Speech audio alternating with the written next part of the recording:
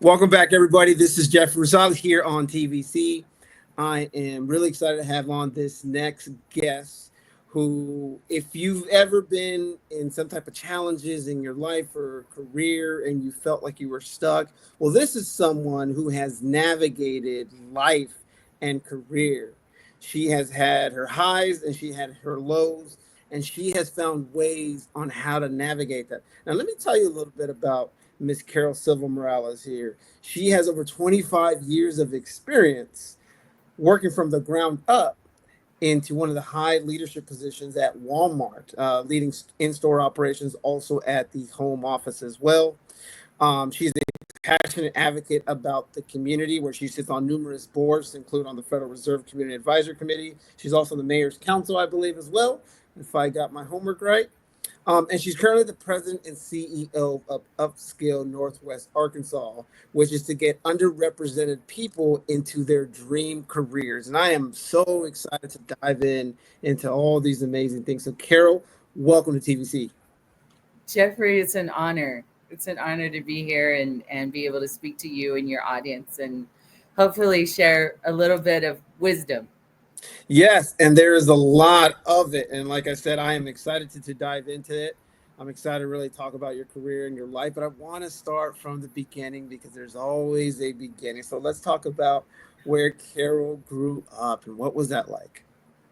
Well, I am a Texas girl, so a Tejana, and born and raised in a little rural town in Texas called Winchell, Texas. To shout out to all my peeps and community out there, and went to school in another little town called Brooksmith, Texas, and graduated there, high school there. And so I am the daughter, one of one of four kids born to Rachel and Ramon Silva, and very humble background, like a lot of folks. Someone who was raised in a family of hardworking mom and dad. Mama stayed at home and did a lot of things just to be close to us. So she was the cafeteria lady at one time, and my father settled where we grew up and started working for 3M Manufacturing, and retired there after 33 years. So we had these great personal examples of hardworking mom and dad, church going people who really believed in, working hard. And my daddy would tell me, you work hard, you're going to get exactly what you deserve, Mija. And I totally believe that and buy into it to this day. So that's who I am. That's powerful. And I love it because the family is where it starts your leadership lessons and your leadership journey. My brother, my dad was a bracero, and like my dad had ways to teach us wisdom. Like he would, like he would one time took my brother to the field because my brother wanted to be like, I need to go pick some grapes. I need to go feel what it's like. My dad's like, oh, absolutely. So like I think he lasted like 2 days, and he's like, I'm going to college. Like right after that, I don't want to do that ever again. And it was a Right. way, I but mean, it's a way for them to teach us. So I'm curious, like, was your family? Did they give you any type of leadership journeys or lessons on like what did you learn? And it doesn't have to do with humor, but I'm curious because I think there's a lot of wisdom in those little teachable moments that they give us in life. I absolutely agree.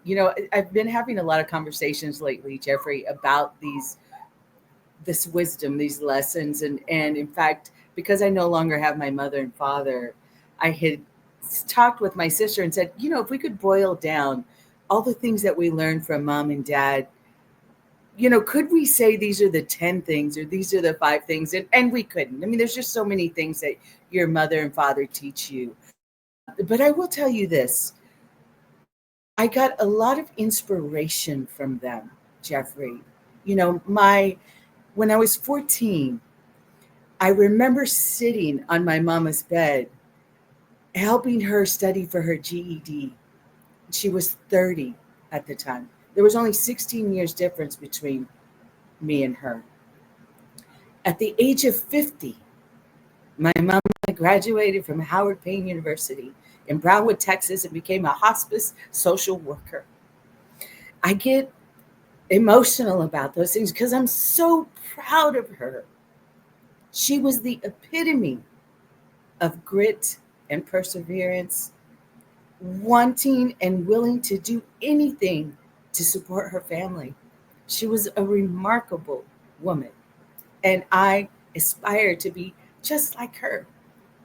My father had a seventh grade education, Jeffrey.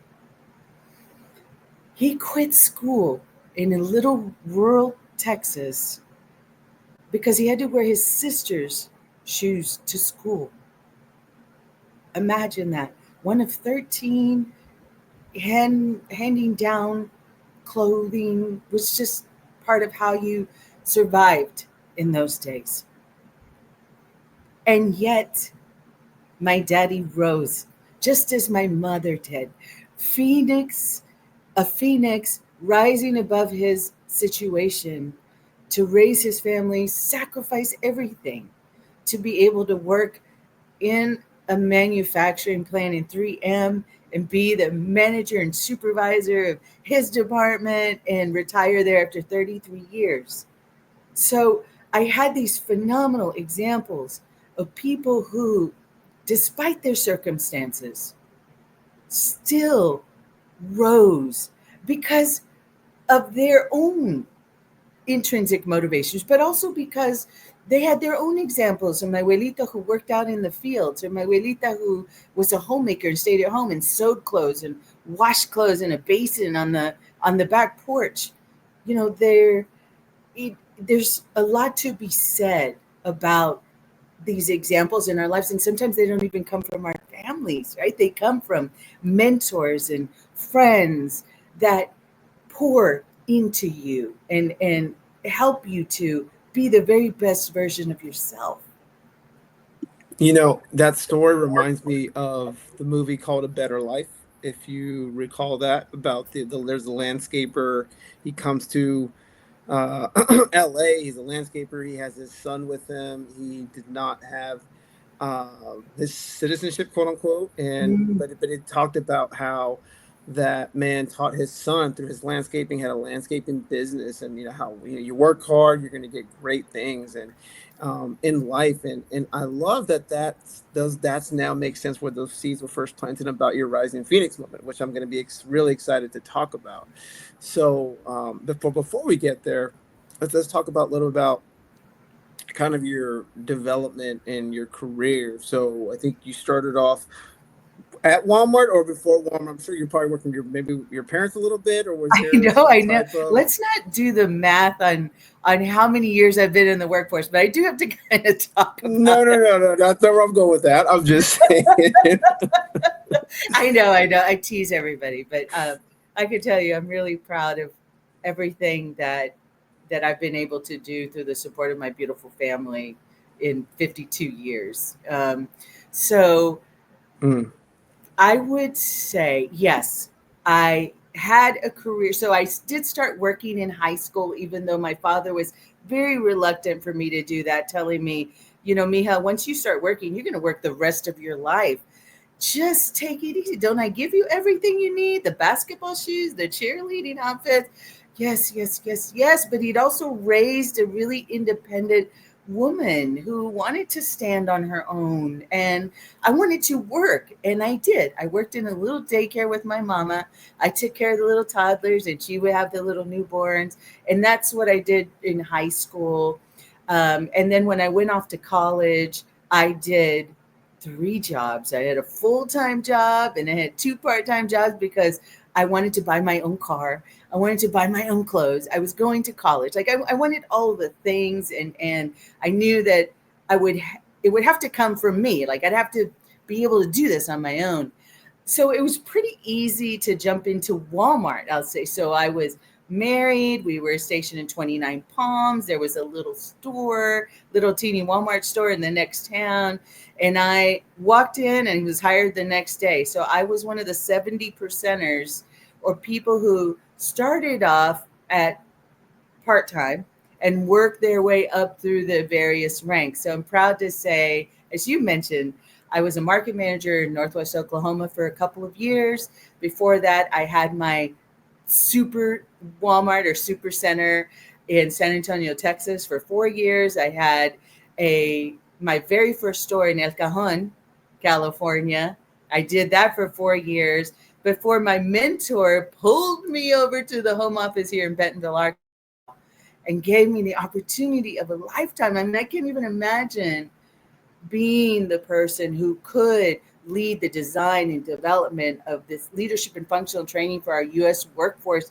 I had these amazing customers and clients who were part of distributing, like, creating this content to teach new store managers and new department managers, all this store leadership, how to lead and how to do the things they needed to do every day. And it was amazing. I mean, when you work for Fortune 1, that's what you get to do. So I had a wonderful career. I've been blessed and had been very much like a vessel. Jeffrey had all this time and talent and treasures poured into me in preparation for what was to come, which I'm smiling about now, but I was not smiling on March the 7th of 2019. I mean, you're glowing right now. I mean, I thought I was glowing, but I mean, you're glowing and pretty, and it's incredible. And real quick, just a shout out, she was definitely, we don't say, once a Marine, always a Marine, once a Marine spouse, always a Marine spouse. So shout out to all the spouses and military families out there. And it's great that she's part of the military family. And I'm slowly looking to bring her back into the military community in this conversation. You mentioned a couple things that you mentioned. You went from being, at the retail side to now at the corporate side, which is completely different now, right? Because you're looking at things from that 50,000-foot view. Now your goal is to try to figure out how do we streamline these things, and I love how, like, even the words that you're using, you're very people focused, and I think that is so key in today's world because I always tell people this number. It's like it costs businesses all over the world $9 trillion of employees that are not engaged, right? I remember when I first got back into the corporate world after the military, and I finished college at Cal State San Marcos, go Cougars, and one of my first people that I talked to was like, Jeff, leadership is not a skill. In my mind, I was like, BS. In my mind, I've already said, no, right. No, what are you talking about? No, man, that is the skill. It is a lifelong skill. And I love that it sounded like you had those people skills. You saw the importance of designing, training, making sure that things were very important for people in the workforce. So what were some of your thought process on how to improve things? Because like you said, you worked at Fortune 1. That is very hard to even get to, Carol. I think so. It's so competitive. It's so competitive to get to that level. Yeah. So, tell us a little bit about kind of your leadership and kind of how you implemented amazing things because you had people in mind. I always tell people, it's like people do not buy your product and service. They buy you first. They buy Carol first. They say, hey, this Carol somebody I want to hang out with? If not, then this is just a transaction. But if she's someone I want to build leadership, okay, let's do it. Yes. Yeah. Emphatically nodding my head and interrupting what you're saying. I will say this, Jeffrey, because I get asked this question a lot, and I don't know that I always have the right answer. But one, I'll tell you in full disclosure, I learned so much in the process of leading people and inspiring teams. I made tons of mistakes. Oh my God. But my associates were so graceful and loving and kind and truth tellers, and we need those in our lives. So I would say that in my heart, I have always been someone who wants to serve others. Servant leadership is at the heart of what I do because I genuinely want every single person to be the very best version of themselves, which you can see the connection to Upskill. You can see the connection to that training and the service to those associates that were out in the field, leading teams in the stores. I realized very early on that I had a gift at connecting with people. And I had to. Think about this, Jeffrey. When I said I was raised in rural Texas, a Latina, Mexicana, in rural Texas that was Caucasian had to figure out how to navigate those things. Now, I didn't have the same mindset when I was a kid, but I realized that I wanted to be part of bigger things. Like I wanted to be a cheerleader, which I did do. I wanted to play basketball, which I did. I wanted to run track and field and do shot put and discus and all of those things. So I had to be able to connect with people. I had to be able to work well in a team. I had to be able to do what I needed to do, work hard, set a good example, but build those relationships. And when I did those things, then I could see success, even if it was district champions of Brooksmith High School, or it was, a regional store of the year in Blackwell, Oklahoma. I got so much pride from those things. And because people were at the center of it, I can proudly say my Facebook friends are my associates at Walmart from 2002 and 1995. And, I just keep those relationships so close. I treasure them so much. And so what I find is when we as people genuinely want to help others, we find different ways to do that.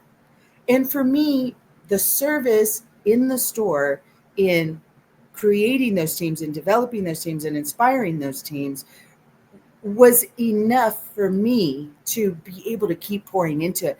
But it is difficult. And I can say kudos to all of those market managers, kudos to all of those store managers and teams that are out there, because it is a people business. And by nature, that makes it very difficult because we're all different and we all are inspired by different things. And so I hope that spoke to your question about, service to others, because It did. It did, because what you just described is you're saving lives, Carol. And I didn't get this until when I was on a deployment with my best bud. And it was hot. It was like 139. We had just been through some things in Afghanistan. And, I told him, I was like, why are we here? And then he looks at me, was like puzzled. He's like, because we're saving lives. And I have taken that with me ever since now. So now yeah, when we pour into people because we want to change their lives. yeah, Right. And yes, sometimes they're not ready to receive it yet. And we have to try to feed it to them and feed it to them. And, they're a little hard headed, and I can speak for myself sometimes. But we tend to see the good in others, and then that sounds like something you do. It's like you're all about development, and that's a very important part of your leadership practice, if you yeah, want to call it that, yeah, because we're only one person. There's only one Carol. There's only one Jess. So if you're doing it all, who's going to do things when you're not that round, right? right. So it's about building future leaders so you can multiply and scale yourself. So I love that. That was a very important training function. Do Yes. you have maybe a memorable moment in that time of your life that you want to speak to, and then we can get to some of the other main topics that I want to get to? Yeah, yeah. So,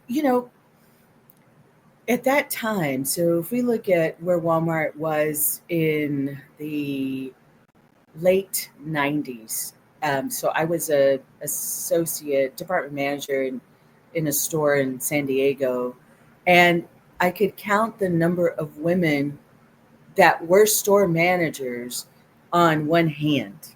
And I think it was two fingers at the time. Um, when I talk about those times when I made these mistakes, this was a period of time that I want to talk about. Because what I thought I interpreted at the time, it's probably more, let's just say it was this way. It was a very male dominated field.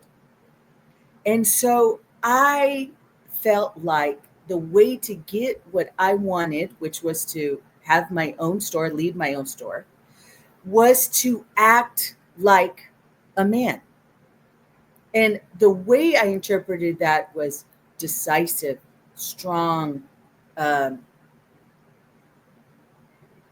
convicted in their decisions. It also resulted in me not having children for a long period of time because the woman in me, of course, wanted to become a mother, but I knew that there was 10 people waiting in line to take my job. So I couldn't take the time. There was no way I could have maternity leave or couldn't be pregnant because then I couldn't do all the things I need to do. I couldn't be pregnant because then it would mean I'd have to be out of the store for X number of months. So the moment came when I saw my mentor pregnant as a regional vice president in this company. I was still down here trying to be a store manager, but here she was, a glorious Latina, bump with her little baby bump. And we had a conversation, she and I, about this. And when she decided, yes, life will not wait for me. I want to be a mom. I'm going to be a mom. And it inspired me and gave me permission to become a mother myself. So, right or wrong, Jeffrey, we form these ideas about what is acceptable and how we need to act in order to advance ourselves. And they're not always the right ones, but boy, as soon as I saw her, and I was so inspired by her. I mean, I went on to even have, I said, my first son, and then went on to have three more after that.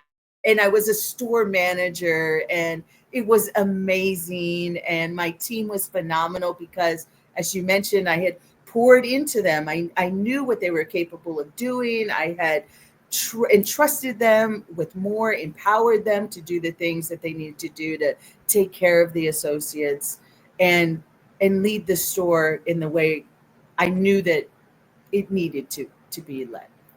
That is so important. The exposure that you put yourself into to say, hey, there's someone that looks like me and someone that I want to follow that path. That is one of the things I think it's when I used to chair a business resource group at a Fortune 500.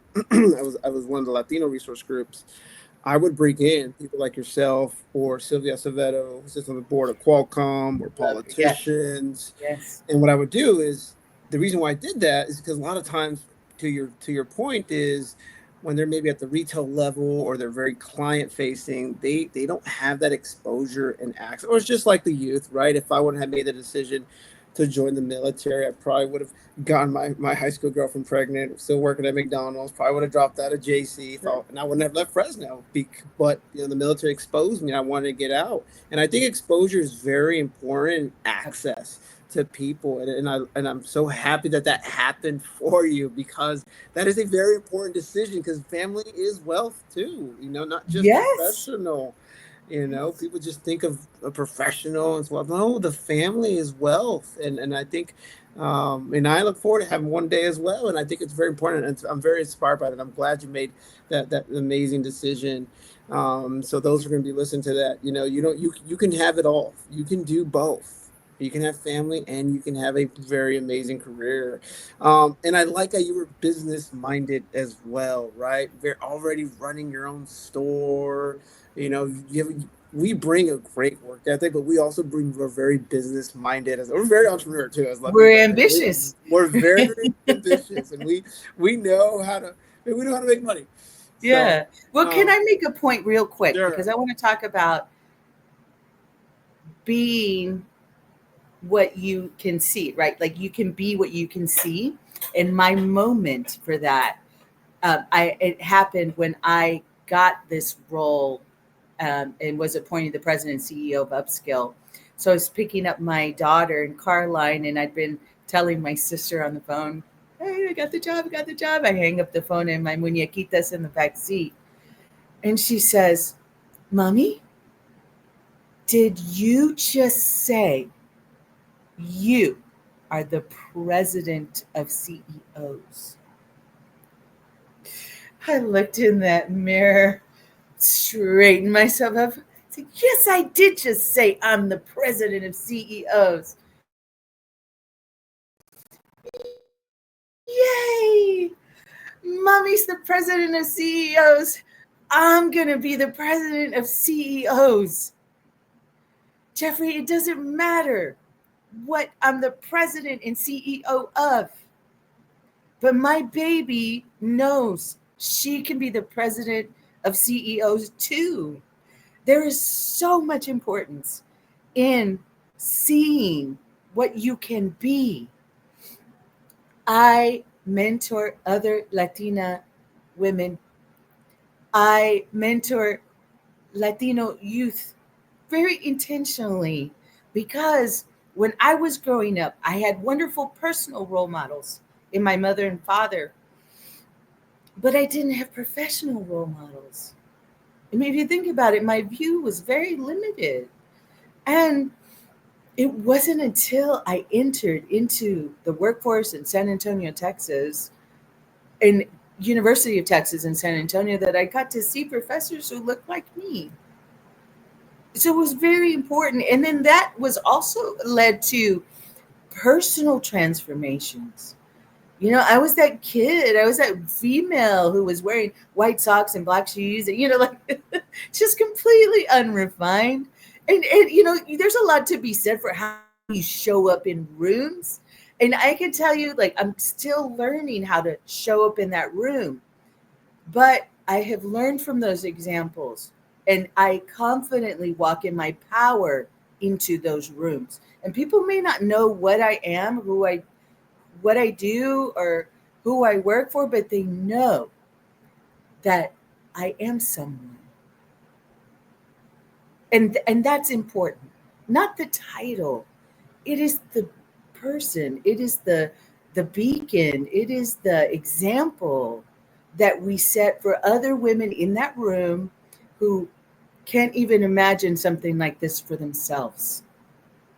So let's talk about that a little bit on youth development, economic development, workforce development, because that's very, very important. I've I've had some challenges with a nephew of mine, and I've been trying to figure out ways to get him out and get him exposure to the people or the things I'm around here in San Diego, because many times you get stuck in this mindset, or you're on the phone all day and that's all they see, and it's like, how do we get them out of that, right? Like, do we just got to get them by the oreja and just like, come on over here, or Sometimes. what do we do that? Like, because Yeah. we have to do that, because it's important. Why? Because it's the generations that are going to come after us who are going to be looking to people like you to say, Carol did it, I can do it too. But what are some things to get them out of that? I mean, people try those different approaches. I've noticed very modern of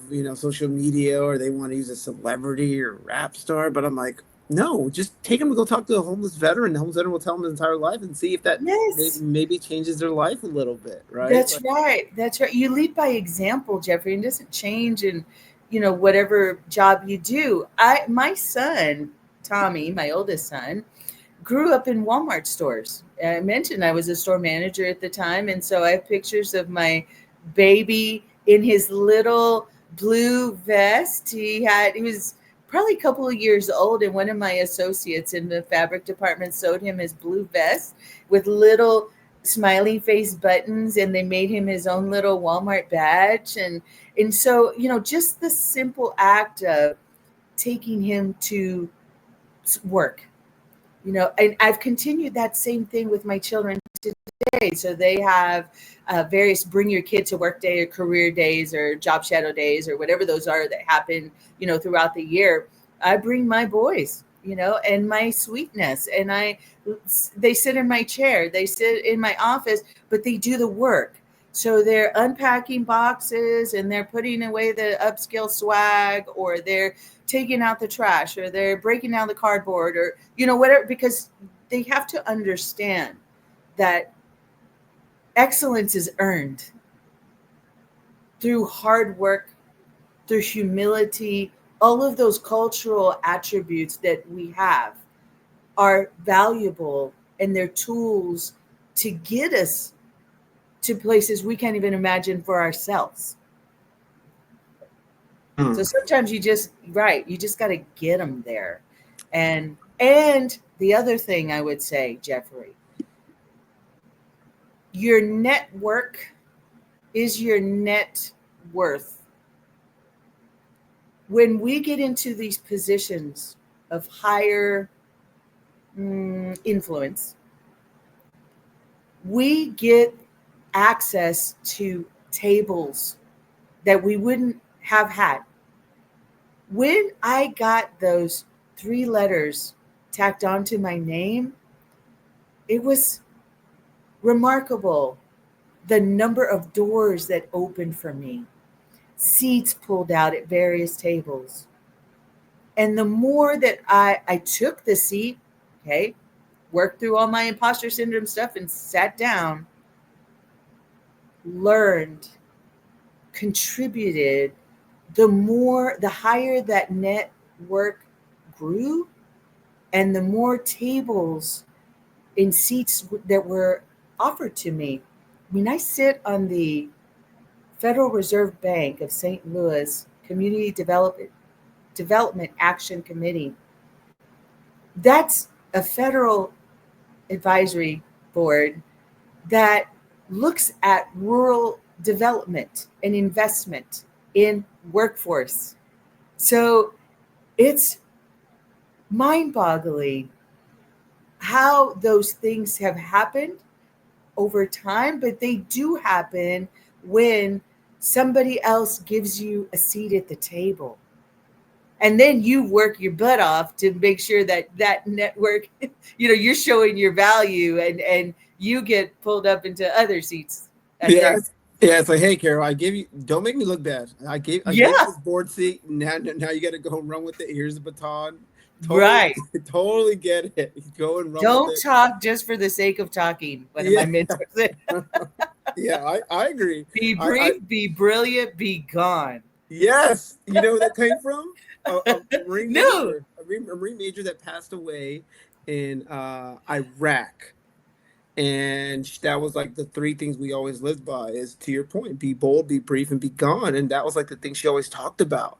There's a book about it. And I was talking to some Latinos earlier in this Latino in tech community of practice that I'm a part of.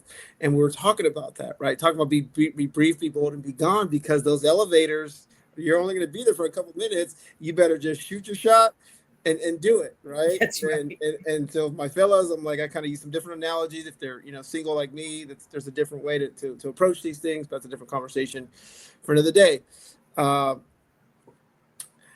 Let's talk about transitions, because one of the things we do in the military, some services do it really well, some don't.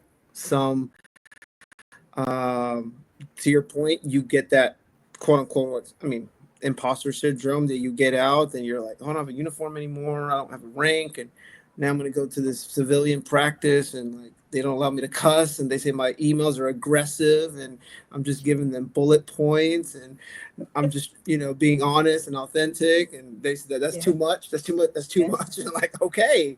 So let's talk about maybe a transition in your life where, people can potentially relate to and feel inspired, and even if maybe you hit a rock bottom moment, because I think that's how we rise, to your point. So let's talk a little about that. So I will tell you about another Phoenix moment. So I mentioned earlier, I was doing all these really wonderful things at Walmart.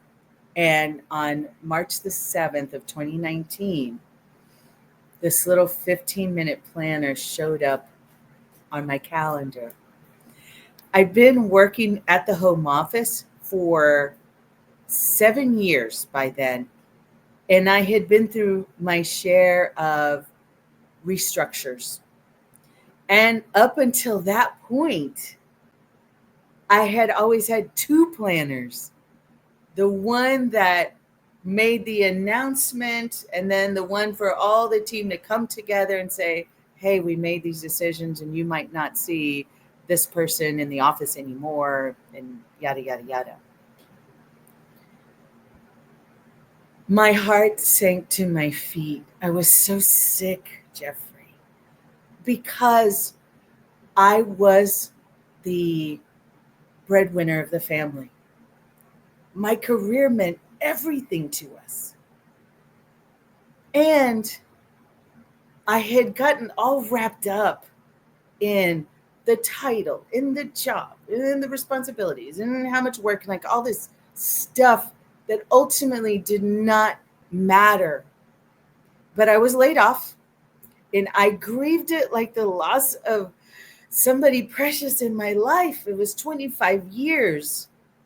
And I get emotional about it because of where I was at that time. It took my sister via a phone call to realize that something was wrong. And she said, wait. You are, there's something wrong here. You are, you don't sound like yourself. I've never heard you so negative. Depressed? Like, what's going on? What's going on? We're having these conversations day after day. And she goes, wait. Let's shift this mindset, sister. This is going to be, let's call this period of your life fun employment. Fun employment. I just lost everything. And I had a severance package. Okay, so let's put things in perspective. But I just lost everything. And she's talking about fun employment. And she says, here's what you're going to do. She became the big sister. I'm the oldest, but she became the boss. My sister, Sandra. So I want you to write down 10 things you can never do because you worked all the time. Go to another town and have coffee. Go on all the field trips. Do whatever it is, just 10 things, and hold yourself accountable to doing them. Mark them down, check them off your list, but do them and find your joy. And I did. And out of the blue, and the whole time I'm trying to have these interviews and was going to, go out to Bradenton, Florida for a job. And my friend called out of the blue and said, wait, don't go anywhere. Let's talk about being a contractor and you'd be a great consultant and yada, yada. Did that. 90 days later, I was a partner in the firm.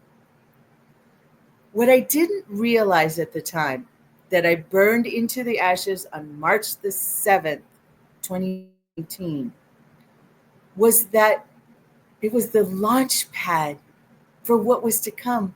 For years, Jeffrey, my mother would say, Mija, I see you as somebody like a teacher. I see something like that in your future. So when I became the store manager and a market manager, we would have these conversations. I would say, look, Mommy, I'm developing the next generation of store managers. Like, I do teach and train. And she's like, nah, I'm so proud of you, but I don't think that's it. Okay. Then I'm the director at Walmart leading this design development, all this training stuff. Like, this is really close. And yet my mommy was like, you're so wonderful. I just love you. But that's not it. My mother passed away in 2017. But I know if I sat with her today and told her what I do, that she would nod her head and say, this is it. So being able to help women and men, but predominantly women, do the things that my mommy did as a non-traditional student raising her family, help them as Upskill NWA participants to change their lives and the lives of their family. Jeffrey, my mother ended decades, and my father, decades of generational poverty. My mother and father have a president and CEO, a COO of marketing, a master electrician. Our children will never know what it was like to wear their brothers and sisters' clothes. We'll never know what it was to eat rice and beans for a period of however long. I would argue sometimes maybe I need to help them feel those things a little more.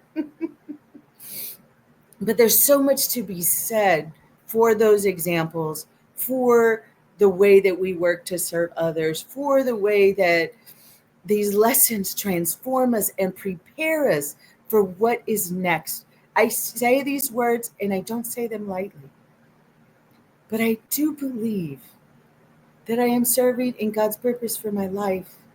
And those are big words. Right here, right now, I believe them. That is powerful here. I'm gonna let that breathe a little bit because uh, our parents know us, and people know us better than we know ourselves. And so when your mom Yes. said that, she already knew.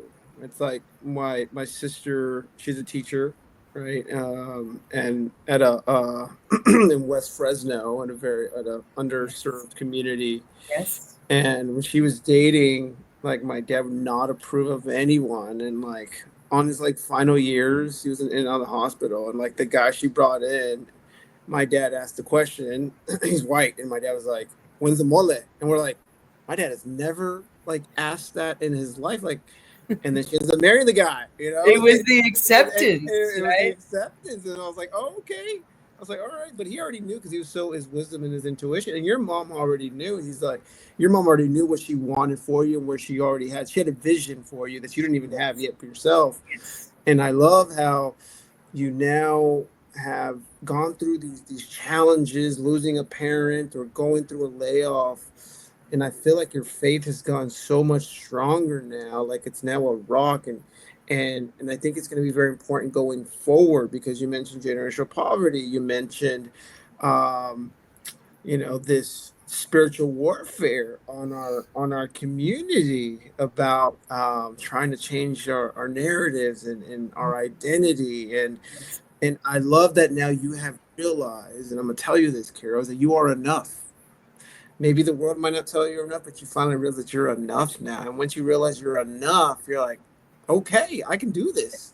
I I'm can go and step into unstoppable. the, I'm unstoppable. I can step into this board right now and walk in like I own the place because I own it, because somebody already is here for me and someone is giving me that platform. There's a reason Yes. why you all these things you've gone through, right? Because you're now an example for the community, for your family, and I can't wait till you get that book. So I'm gonna hold you accountable every single day until you so you can write it. Right. But We wrote the date down. we wrote the date down. All right? But I love that because you are now have gone through these storms and trials and tribulations, and I can just see the joy. Now you're counting the joy in your trials and tribulations. A lot of Yes. times we don't see it. We're angry, like, why am Yeah. I here? We got shot at. You're saving lives. You went through what you went through, and now you have on this new garment, and now you have a new mindset, a new ability to speak, a new ability to to lift others up, and you are a light because I can see it now. I can, because sometimes you can't see it, but sometimes he's going to put us through these storms because we got to get that residue out, right? A lot of Yes. times we're hard-headed and we have to Yep. get it out of ourselves, and I get it. It's like going to boot camp all over again. It's like, all right, God, you want me to do this? What do Bring you you want me to down do? to the lowest, lowest. Yeah, Yes. bring you down to Yeah. the lowest, just like Job, right? And so, and I love, and I can't wait to talk about upskill a little bit, but I do have to share, and because you're going to get his book, Danny Garcia. I'm on his board. His book is called Marines Don't Cry, was the Spanish version. Afro-Cuban, Spanish Harlem, Vietnam veteran, and he was in the hospital 2 months ago, but he was in Ukraine. Trying to freaking bring peace to them, meeting with their My dignitaries. gosh. They gave Wow. him a flag, they gave him a Bible, and they're like, Mm. "Hey, give this to President Trump." And he's like, "Okay, mission received." Right, 80-year-old Marine, and then the enemy struck him a couple months ago, right? He had a heart attack, and Danny was like, people thought he was on his deathbed. The guy ends up, because he's a pastor, he ends up ministering to the staff at all the hospitals that they were at, and he. So my point is, and they actually got reprimanded for that, the staff at some of the places. But Danny Ooh. was like, no, no, no, no, I'm going to minister to all of them. We're going to have joy. He had them all crying and laughing, but he Mm. found joy even at his lowest. And 2 weeks ago, they took him off dialysis and he was discharged and he had a parade. And so I think it's important that we find joy in these trials and tribulation. It sounds like Yes. you did that. And it's great now because you're glowing. And I'm so happy for you to hear that. So I do want to talk about a little bit about Upskill Yeah. Northwestern Arkansas, right? I think, Yeah. your job as a president and CEO, you set the vision, you set the mission, you set the strategy, you focus on workforce development, you focus on giving people opportunity that are overlooked, Carol. So let's talk a little bit about that. Yes. Yeah. I like to consider us as purveyors of hope. Those are strong, strong words. But yes, Upskill NWA is an organization that has a mission to connect everybody to their dream career in healthcare. And that's really simple, except that the people we serve are non traditional students who, most of whom have families at home, and they graduated from high school and they may have tried college or they just didn't. They got married and they had kids, or they, had kids, but they took this non traditional path. The beauty in the population we serve, Jeffrey, is really due to the secret sauce. And those are my career navigators and my directors who put their heart and soul into this mission, into the organization, into the people that we serve. What is interesting is, and notable, Upskill NWA, our retention, or the number of people or percentage of people that come into our program and graduate from college, is 88%. Now, if we just compare that to our local community college, who really served as the catalyst for finding a program and founding a program like Upskill, is that their retention rate for full-time students is about 57%. Part-timers drop in the 30s. But in our program, our participants graduate 88% of the time. In terms of workforce expansion, we set a goal that at least 75% of the participants that graduate would go to work with our Northwest Arkansas employers. 88% of them do, or 90%, sorry, 90% of them do. And then 82% of those were hired within 90 graduation. And because the participant signs a contract saying that they will work with the employer partner for 2 years, we measure that as well. So for those participants who've been employed at those regional employers, 88% of them have met their commitment to our program and worked and served in our local hospitals here. But probably the most inspiring metric comes in income advance. For each of the people that we serve, we have a goal of increasing that annual income by at least $15,000 a year. And our actual is $32,700 a year, or 132% increase. That changes people's lives. See from other programs whose model we have adopted and adapted here in Arkansas, programs like Project Quest in San Antonio, Capital Idea in Austin, Texas, is that there is a multi-generational impact. I mentioned that our participants have children at home, and they're watching mom and dad, just like I did. My mommy go to college and graduate from college, and she changed our lives, just like their parent will change their lives. For our community investors, if we just do the math on 87 graduates at $32,700 a year times 5 years, it is a return of $14.2 million. Not only is the program changing lives, but it's productive and beneficial to the community. Imagine how we feel when we know we can contribute and engage actively in the workforce, and we can do a job that will earn us more than minimum wage. Upskill NWA pays 100% of tuition, books, fees, and required equipment. We provide each participant with a career navigator that serves as their mentor and coach because they're going to college for the first time. They don't know what the system is like. And they may need critical wraparound services like childcare and transportation and housing assistance. Our career navigators are the problem solvers for those. They're the shepherds for every participant, and the reason why 88% of our participants graduate from college. So you see why it's so personal to me. Every single one of the people that walks into our program is just like my mom. And I get to do this over and over and over again.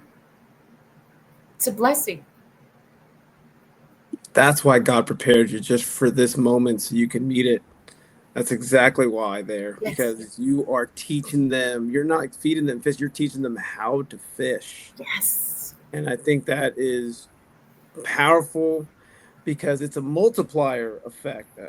When people understand is you're upskilling people, teaching them how to fish. The entire nation benefits, your local community benefits, you increase the GDP of the country, and you're preparing people for this new era that we're entering with a lot of technology and AI and cyber.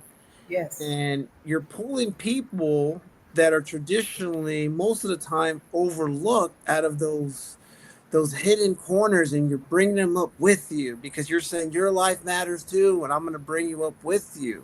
So you're the right person for this job, and I think it's amazing how it's all come full circle for your life, Carol. Like that's amazing. That's awesome. I mean, there's no other explanation for it. Yeah. I was so inspired. I'm going to tell you about Tyler Peacock real quick because Okay. she uses words. I talked about a purveyor of hope. She used the words and said, Upskill NWA gave me dignity. Powerful. And when I was a store manager at Walmart, one of the lessons I taught my managers was that every single person deserves to be treated with dignity. Because there were times when people underperformed or they disappointed us and did wrong things. But we always came at it from the same approach of preserving a person's dignity and seeking to understand rather than, you know, being a hammer and convicting and that has the word dignity means a lot, and especially when you're raised in these environments like Tyler was a first generation high school student graduate and a first generation college graduate with three little girls at home, now working in one of our clinics here in Northwest Arkansas. We're just getting started, Jeffrey. We're in Northwest Arkansas. We're having conversations about expanding programs, about expanding into the state. But we had great examples through Francisco Martinez and Project Quest, Felida down in the Rio Grande Valley and her Project Vida. But all of these leaders who are doing this in other places. So I've got lots of a great network to be able to lean on and do the things I need to do to make sure that Upskill NWA lasts well beyond my tenure there. And it's going. So I'm going to ask this question before we get ready to wind it down. Let's say what is your North Star and goal for Upskill? Let's say 5 to 10 years from now. I mean, are we going to go from 14 million to 100 million return on investment? What are we talking about here, Carol? Boy, that's a really great question. We're actually in the strategic planning mode and taking some baby steps. We formally launched in 2022. Okay. And Right now, we're just trying to get 100 people in per year. We're going to add some new programs. We're going to diversify our funding model, which is super important to sustainability. Um, Working with cities and counties on budgets to become part of the grain of the community, and in those kinds of ways. And that's really challenging. But I would say I would love to replicate it in other places. There, and it may not be for healthcare. We can look at other parts of Arkansas and see that there's a need for different industries that are coming, and populations, these marginalized populations that are out there just trying to survive, that just need a lifeline and an opportunity and access to change their lives. So I see those as definite possibilities. I love that the whole franchise model to going into different industries, and I love Mhm. that you talked about a lifeline. Financial literacy is important. I always tell people if you get Yes. more players on the field, the economy grows, everyone wins, and everyone benefits for that, right? There's a good financial literacy person named John Hope Bryant who says, "Well, I don't know about you guys, but we may be speaking Mandarin in 10 years if we don't get our act together here in America." And it's like, yeah. Yeah. So get more people on the field, right? Financial Yes. literacy, technology, AI, cyber. I can Yes. definitely see your organization um, standing up new practices and doing that, right? So, And what? systems, Yes, Jeffrey. What I do, everything that I do is because there is a consortium, there's a system that's made up of funders and educators and community support organizations. It is the entire community that's come together doing their part. So for our model, memorandums of understanding exists because the participant needs to know their role. The hospitals and employer partners have their roles and contributions. The educators who give us access to our students where they go to school, the community partners that teach our financial literacy workshops to upskill NWA participants and other life skills that they're not learning in college, but the things that prepare them for what is to come, a chance at economic mobility, upward economic mobility, and the knowledge and skills required to make good decisions for the future of their families. that's powerful. And you guys are definitely on a mission to eradicate poverty and generational poverty. I mean, I think it's so profound in that because you also mentioned dignity. I think Sister Chavez, I had his grandson on my podcast a couple of months ago, but I remember I think his grandfather saying one time is there's dignity why the Chinese came over here and they were building the railroads and all they wanted was just a good meal. Like for them that was dignity after a hard days of work here. And it sounds like you guys are kind of modeling that in a way with your principles and how you're doing that because everybody wants to feel like they're contributing to humanity. So I Yes. thank you guys for doing that. I guess as we get ready to wind down, let's say 25, 30 years from now, you're looking back, you've reached everything you reached. What is 20, 35 years from now, what does that look like from you as you reflect back on this amazing career that you've had in life and beautiful family? It means that my babies will be happy and healthy and contributors to society, that they will have benefited from programs just like this one, or they will have contributed to programs just like this one. All of us need to help and serve. The times that we're in right now require action. This is just a way I can do it because I have been blessed to be put in this position. And I'm grateful, I have to say, to the Accelerate Foundation that had this vision, that founded Upskill, that found me out there in the community and saw my talents, even when I couldn't necessarily see them, but for giving me the opportunity to serve my family and my community and my participants in this way.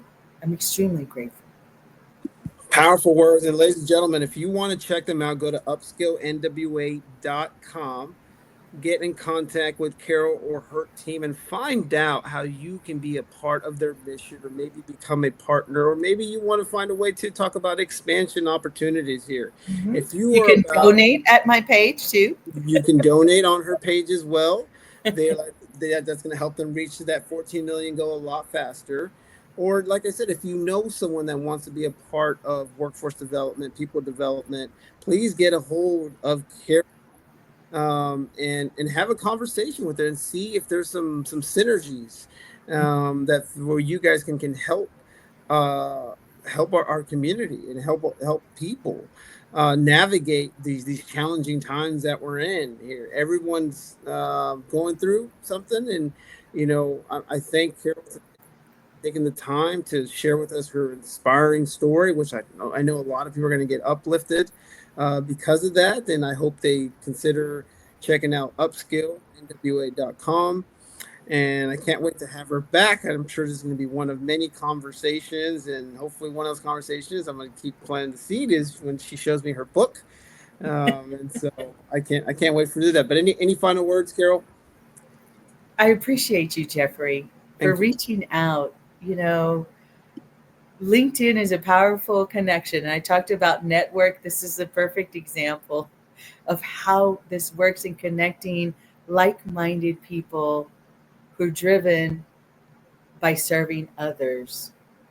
Uh, I'm here. You can count me in to whatever you're doing. I'm so grateful for the opportunity to share my story and honor the way that God has prepared me for this time in my life. Carol, thank you for joining us, TVC. We look forward to having you back on. Great.